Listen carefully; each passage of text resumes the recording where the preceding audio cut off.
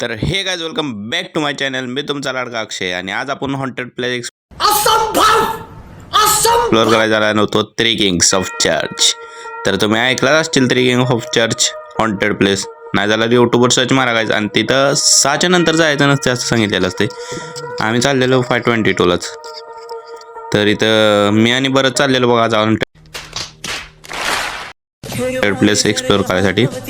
इथं ऑलरेडी लोक होती आणि एवढं का हॉन्टेड वाटत नव्हतं, कारण आता स्पॉट सगळी पब्लिकच होती.